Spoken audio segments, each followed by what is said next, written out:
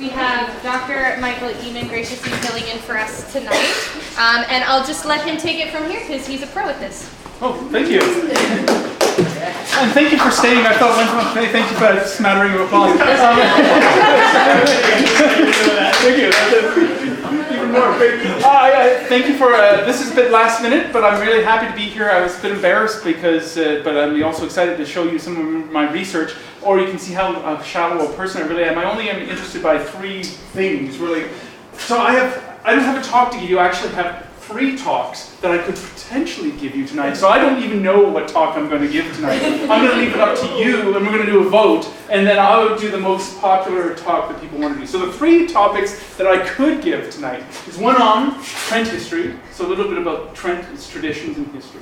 Second one is another thing that I'm interested in about memory and history, why we remember things or misremember things, and this one is specifically based on the First World War. That's and the last one is someone said paint culture. That's print culture, and that's what my book is on. And this is so it goes from most research intensive to least research intensive. So this one is all about Canada and how we had coffee houses and theatre and fun and newspapers all in the 18th century in Canada. So this is a lot of research. This is a little bit of research, and this is just kind of fun Trent stuff. So, who wants Trent history as a talk? Oh, thank you.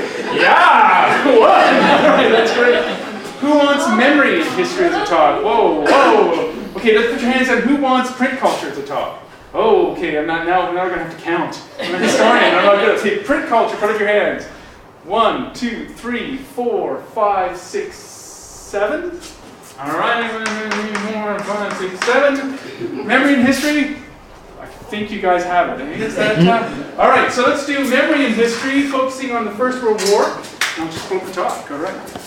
That means if anyone else is sick, I have 2 more in the bag there that I can come back and give you at a later time. So don't get sick, please, people. Please stay well. Okay, so open other presentations, computer.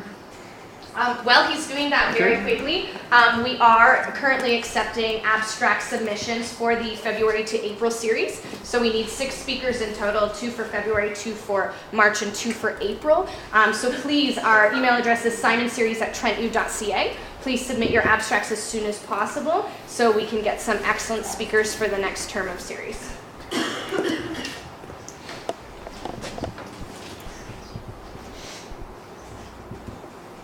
There we are, just loading up. So my doctorate is in colonial history. So I've studied, written a book and studied many years on the idea of how things happened in 18th century Canada. But before that, I used to work for the National Archives, and now called Library and Archives Canada. And then this is where I really started to think about memory and history and how things are put together. And so when I teach at Trent, I teach sometimes on colonial history, but I mainly teach on the ideas of memory and commemoration and why we remember things and some of the problems that come to the fore when we try to remember things. So I'm going to talk a little bit about remembering the First World War. There we are.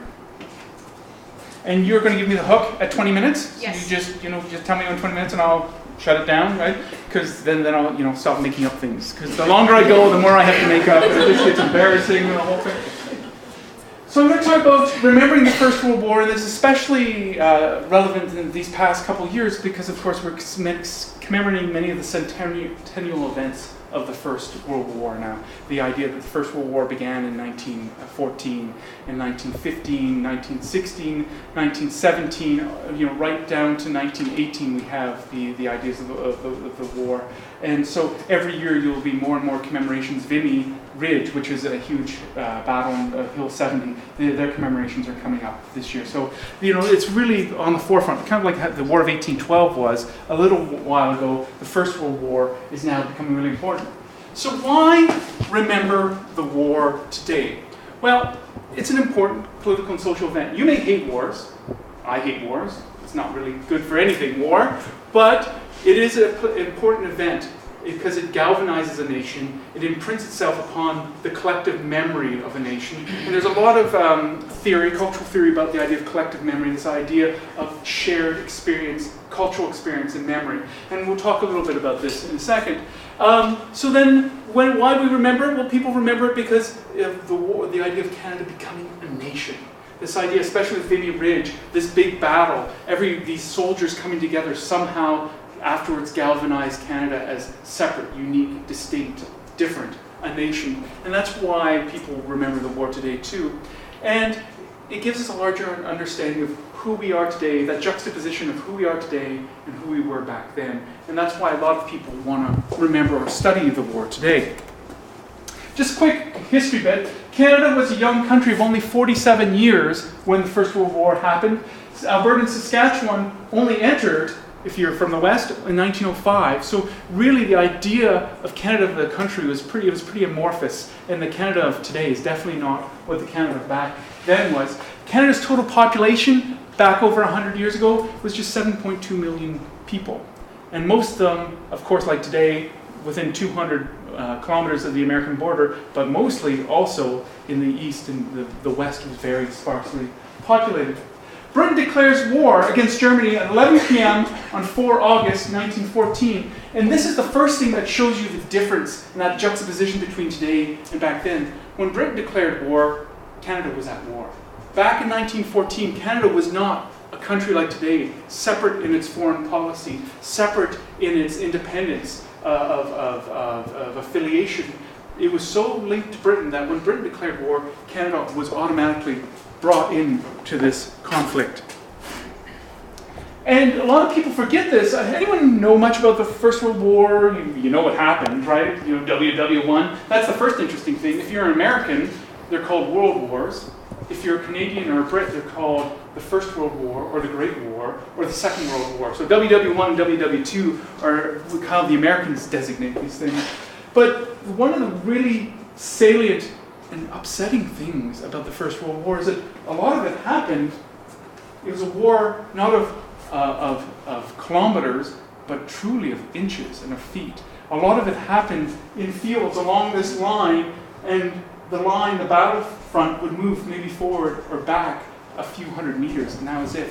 And that's what people were dying over, that kind of 100 meters of land one way or the other across that thin red line.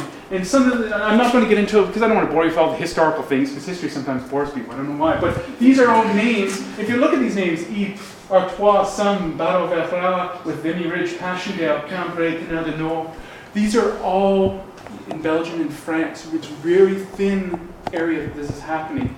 And if you notice, none of this is happening in Canada, right? A lot of people say, why was Canada part of this war? And again, it's because we were part of the British Empire, and by proxy, we had to fight in a European war. And in fact, not everybody was for that. Many French Canadians were like, we don't want to fight in somebody else's war. And I'll talk more about this.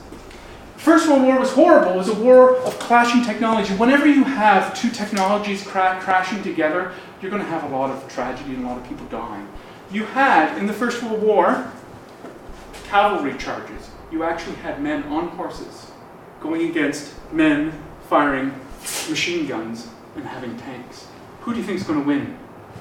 The horse or the tank?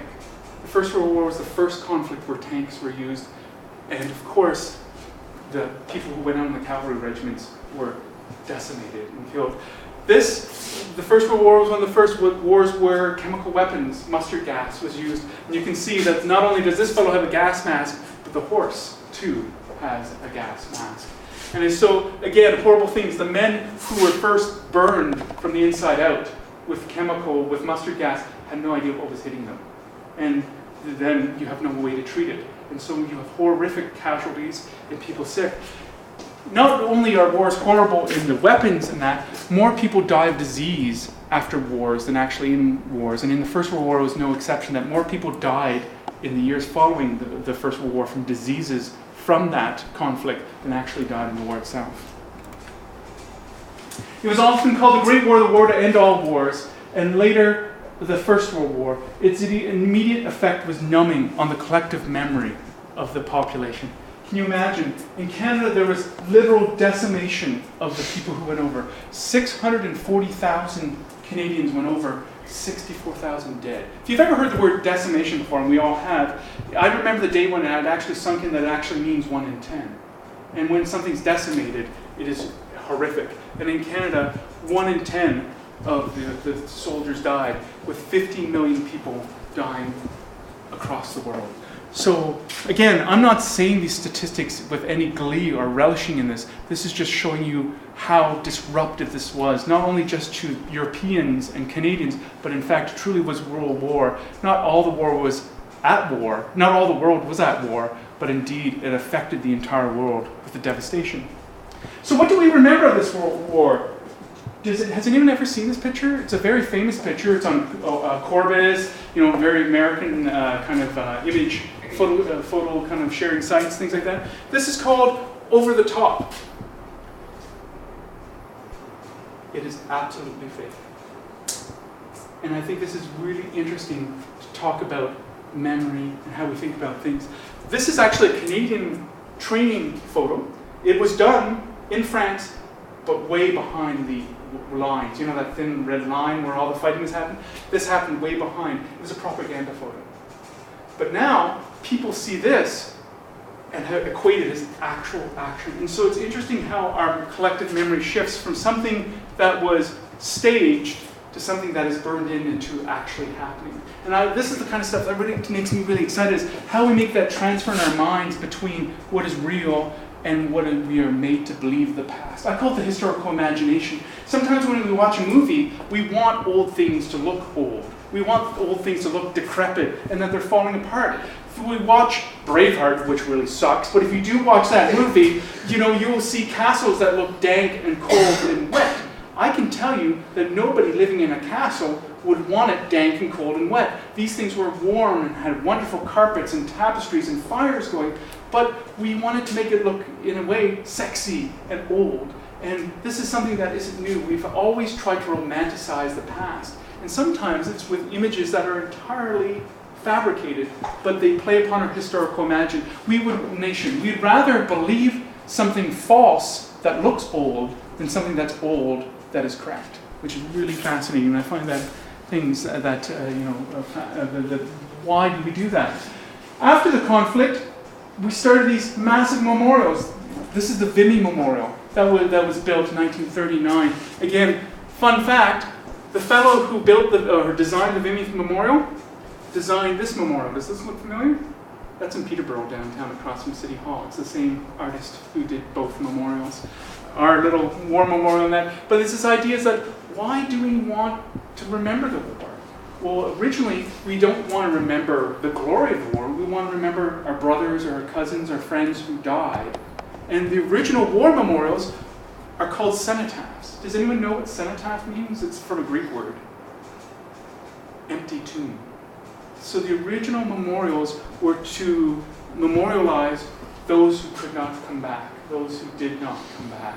It is their tomb that we can all see, but their body is somewhere else. And so it's very fascinating how our memory is constructed and what types of things we in the West do to commemorate the past. So with wars, you have disease, horrible technologies clashing into each other. You have, afterwards, propaganda, and propaganda becoming memory, and memorials. You have war, death, destruction, misery, and paperwork.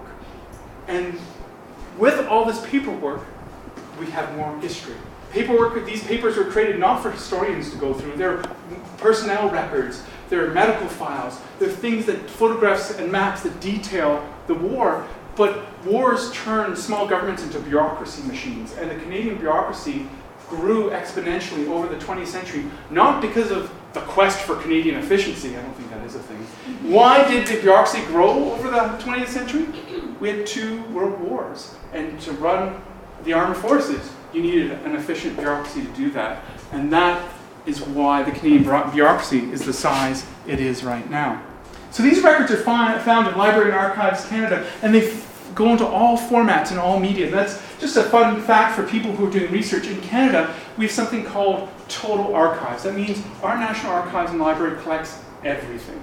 In most Western countries, an archives only collects the government records, and a library collects those diaries and personal papers and maps and fun things like that.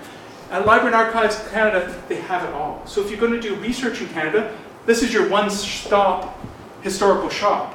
But if you're in other countries, you have to suss out all the different places where you can find these bits of collective memory. And there's different websites online where you can find out more about the First World War. I'm going to click a bit here. Just here's some of these things that we remember. We remember people like Billy Bishop. Anyone heard of that guy before? He had, a flying ace, most kills.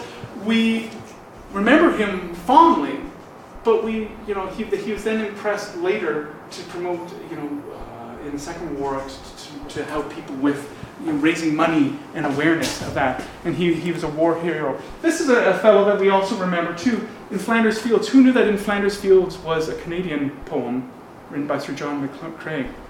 Fascinating thing about him, we think about him writing as a poet. He was actually an artilleryman and a physician. And he was an artilleryman in the Boer War and a physician in the First World War, and that's where he died, just after writing In Flanders Fields. Funny story, In Flanders Fields the poppies blow or grow? I don't know.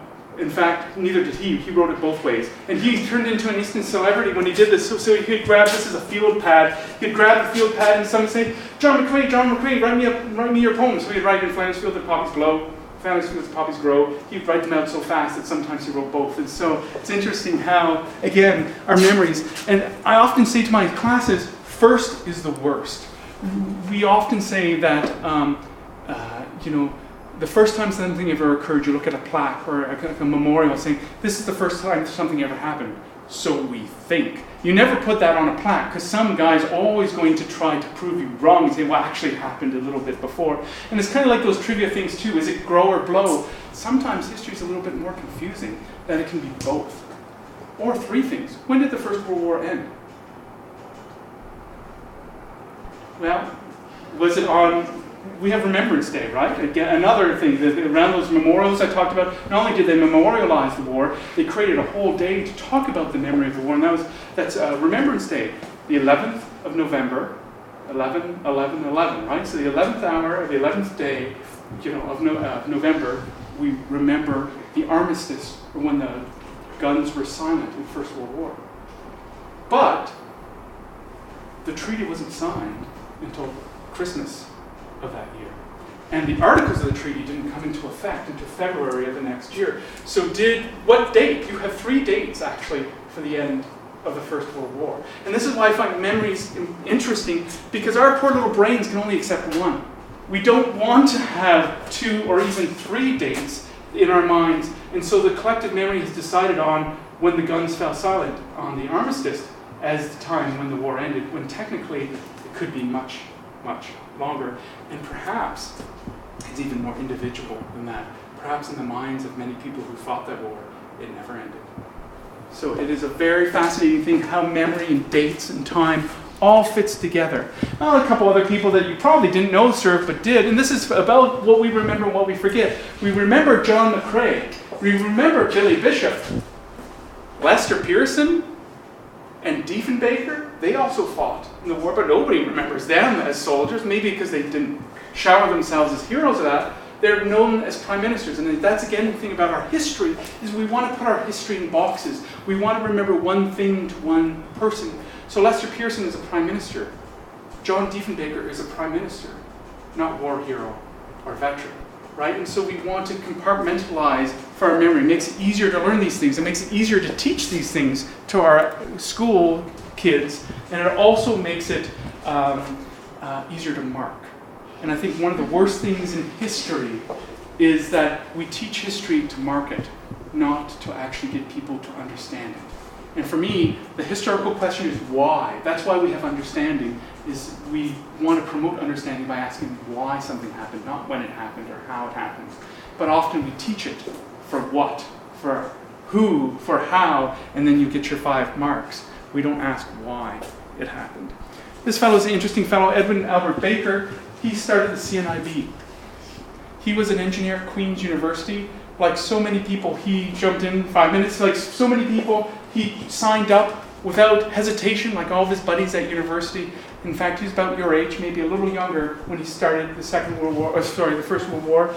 And within a few days, he was shot in the eyes, blinded for the rest of his life.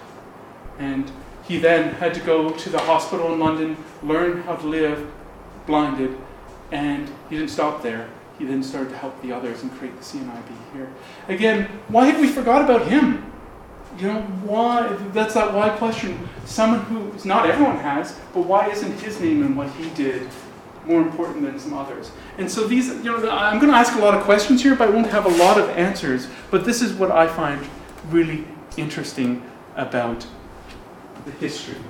A couple other things about the memory of our past and about the First World War is that some firsts happened in the First World War. That's why it's called the First World War. Some firsts happened in the First World War that we've forgotten about too, like women voting. The first time women could vote in this country was because of the First World War. And a lot of people now in our memory think, isn't this a wonderful thing? Women could vote, it, you know, shows how liberal Canada was. No, if you go back in the history, the only women who could vote at first were the ones who had fathers or husbands fighting in the war. They had to have an attachment to a man who was fighting. And then it opened up that women could vote, and then women who actually were serving could vote. But it, you know, it was much more, you know, constrained than we thought. Was the war worth it? Oh, well, yeah, sorry. This is about constriction. Sorry, maybe I'll go back. Conscription. No, I'll keep on going. Another first. Income tax. This is probably something that most people... Income tax was brought in as a temporary war measure, which that temporary measure continued on and continues on to this day. Other kind of fun thing is daylight savings time was also implemented for the first time in Canada in the First World War, and it's something that has been bothering people out west ever since. And so there's these other wonderful things about our memory. Why certain things happened, why certain things didn't. Well, I don't want to bore you because I've gone on way too long, but this is, has anyone ever seen the movie or the play The History Boys? It is one of the greatest history things, public history explosions that I've ever seen. It's a wonderful play by Tom, and basically what is it about is about these 8 boys in northern England in the 1980s who want to get into Oxford to study history. And so it talks about their trials and tribulations, and they're at a pretty poor school, so the headmaster hires a hotshot Oxford graduate to teach them how to be proper historians. And it goes through the life of these 8 boys who are trying to study history at Oxford, and they have this wonderful tutor, Tom Irwin, to tell them what history is all about. I don't want to spoil it for you, but none of these guys actually ever end up in history. And I think this is also important too about education. You start on a course of education, and you want to be something, and then you realize your life takes you somewhere else. Anyways, Tom Irwin says, lest we forget, more like lest we remember. There's no better way of forgetting something than by commemorating it. And I think this is the one last thing I wanted to impart with this talk, is that we, especially in the West, spent a lot of time building cenotaphs and memorials and plaques and things to commemorate the past. And I don't think celebrate the past. Sometimes people celebrate wars in the past, and that doesn't sit well with me. But a lot of it, a lot of people are doing this not to celebrate, but to commemorate. It's an important event, and we need to talk about it, or people may forget about it. But when you have a plaque, and only 250 words can fit, how much story is being left out? And so what Tom Irwin is saying is that the more we commemorate something, the more we talk about it in plaques and in memorials and things like that, what are on the margins? What are the things that are not being said? And I think one of the best things that I've ever seen in my life from a historical point of view is there are many green plaques around Trent University these days. I wrote them. They all talk about don't get me wrong, those plaques are the best thing I've ever seen in my life. They're pretty crappy, but they're big bronze plaques, and they say, here's Traill College, here's Bata Library, you can see them, here's Lady Eaton College, and they give you a little potted history about each one. And the best thing that made me happy is, beside the one in Bata a year ago, somebody had written on a piece of paper the extended history of political history of what he thought Thomas Bata's role in global affairs was, and taped it right beside my plaque. And so we went from commemoration to conversation. And I think I've asked a lot of questions. Why do things happen? Why do we forget things? Why do we not remember certain things? The more we remember other things, we forget others. Yes, this is going to happen. That's human nature. We have small brains, and sometimes we can only process binaries. this date it happened, this date it didn't happen. But if we are going to try to get somewhere where we can have a better collective memory, a richer collective memory, I think we can move to that commemoration to conversation. And I hope that's where we're going in the commemorative thing, that when you have an exhibition or a plaque or whatever, it isn't just to look at it as a tourist and say, that's nice, and walk on. It's a place to make you pause and think that there is a bigger story yet to be told. Thanks.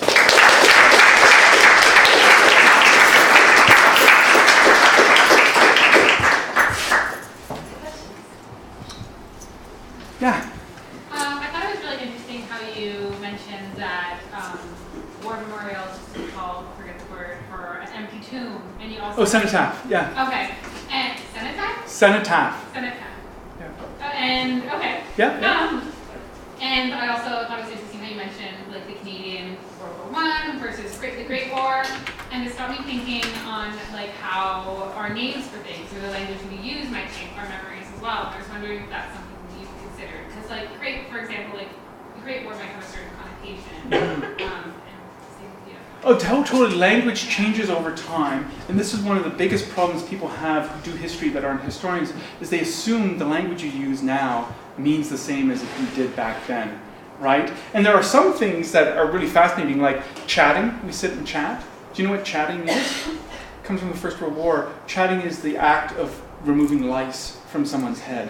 And so you to sit and have a chat is the soldiers in the trenches removing lice from each other's head, and came into the conversation. Now we don't even know about the lice part, we just talk about it, right? But there are other terms that have changed over time so significantly that if you were to see them on commemoration, I'm sure you've seen this, you see it on a commemoration, you're like, huh? What are they talking about? It's like watching a movie from the 80s. You're like, that's not funny. Mel Brooks, come on, man. Like that, or, sometimes, or it's super hilarious. It depends on your point of view, but when you start to forget the joke or the joke doesn't make sense anymore, you know time has passed. And it's the same thing with language. Language is fixed in time, and even though the words may be the same, it changes, and that's also interesting too. So I'm not sure if I'm getting to what you're with your point, but... Yes, no. Yeah, okay, so clarify. No, I was just curious how you thought that might shape, like, your response is quite interesting, but I was just curious to the extent that you think that the language or a name that we have or something might shape, like, the collective memory that we have, sure. Right? So, sure, the Great War, right? That sounds like it's pretty great, right? Yeah. And does great mean wonderful or does great mean big? Yeah. Right? Definitely the language we use. And Joseph Brant, a Mohawk, who served with the British before the War of 1812. So we go back to the colonial time period. Before then, coming out of the American Revolution. So he served with the American Revolution before the War of 1812, that time period. He was asked, what have the British done for this new Upper Canada that was created? And Joseph Brant said, tongue-in-cheek, they've done so much for us, they've changed the name of every place here. So that does mean a lot. By changing Toronto to York, you wash out the indigenous history of that town, and then York turned back to Toronto. But you're right, the way you frame or commemorate, and names are commemoration. Every building at Traill College is named after a woman. That's done on purpose to emphasize the mission of this college. By doing that, you don't have other people's names. Every name here is a woman, a white settler woman. By doing that, you don't have other people, indigenous, international names here as well. So you're right, names are really important how things happen. Back to your cenotaph point, just jump on that. Something really fascinating is that in Peterborough, we've screwed up the idea of memory big time. So you have the cenotaph created by a guy named, the same guy who did the Vinley Memorial, and the cenotaph should be an empty tomb, and in fact it has the names of all the men who died from the Peterborough area. So what do? We put all these huge stones around it with the names of everybody who came out. So if you look at the cenotaph in Peterborough, it is surrounded by the Wall of Honor, which is the names of everybody who died and lived and served in the First and Second World War, right? And so then you start conflating the glorious dead of the cenotaph with everybody who came to serve. Is that wrong? You're remembering the war, aren't you? well, is there something about commemorating those who died in service versus those who survived in service? And soon nobody's going to give a crap because they're all dead. So they're just names of dead people on a wall. And I don't mean to disrespect the names of those people there because they all made a sacrifice in some way. But then our collective memory fails, and then it just becomes names. And you need more than a name too, right? We said the power of names in a commemoration. It needs to be more than just a name too of the people who were there. You need the context of why. Sorry, I didn't mean to blah, blah, blah, blah. Thank you. Other thoughts? Yeah. I think pretty early on, they realized, most of the countries involved, that the First World War, the Great War at the time, was going to be a war of attrition. And after a year, or maybe 2 years at most, like no one wanted to be involved anymore. The soldiers didn't, the officers didn't, even the leaders didn't want to get involved. What momentum, for 2 more years at least, kept everyone involved? And how is that tied to our memory of war? Yeah, it's interesting. I skipped over the whole conscription issue in Canada just for time's sake. But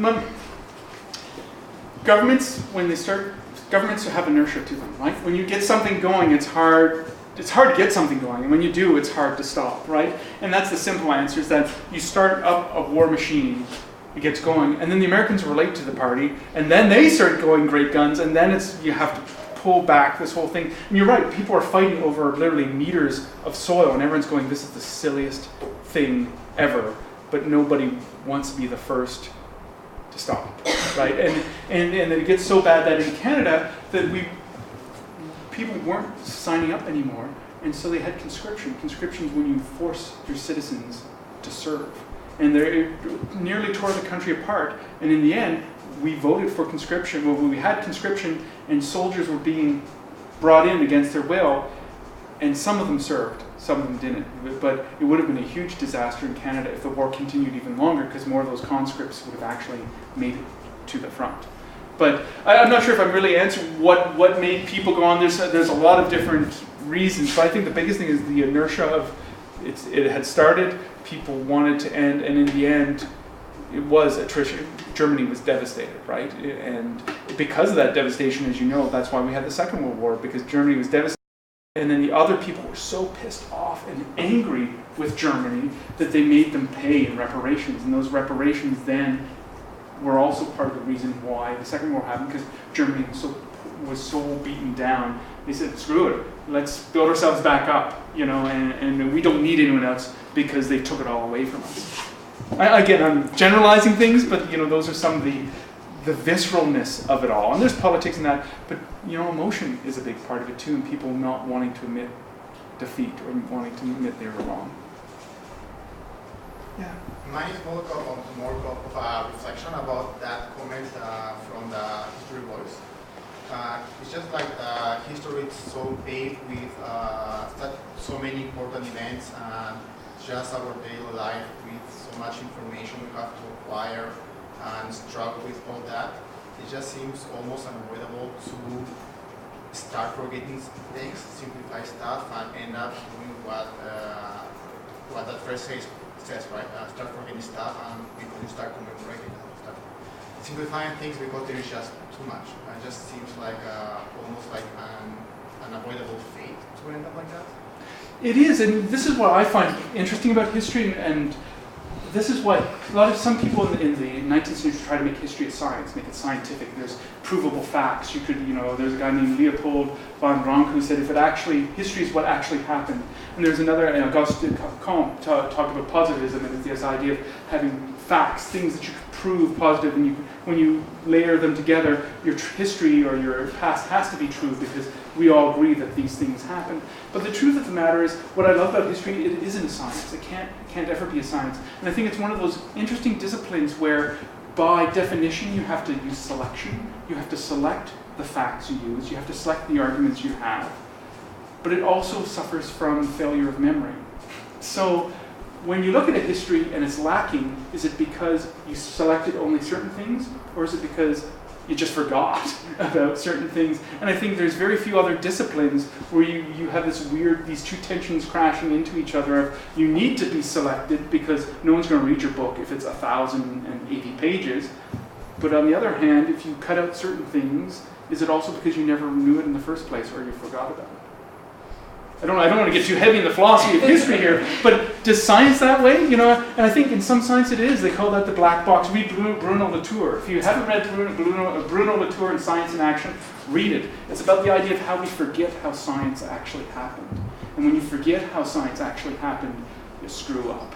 Like, who remembers the days when we thought there was a triple helix instead of a double helix? No one does, because everyone knows what DNA is, and then we throw a black box around it, and we don't question the science that went into finding out what the double helix was. When you use results from other people's findings, you're not going to go back through all their research and prove that it's correct, because they've already done that. But in the past, we found over time again, especially if you look at Cesar Lombroso and the people who measured skulls, it's scientific. You can measure somebody's skull and they're stupid because their skull is smaller. I have scientific proof. It's measurable. Yeah, I can repeat the test. And then people believed that was true science until somebody else went back and opened up the black box and said, really, that sounds kind of racist to me. You know, and so I think other disciplines have that, but no discipline like history do you really face that idea of forgetfulness and selection, and how does that work in the final product that you produce.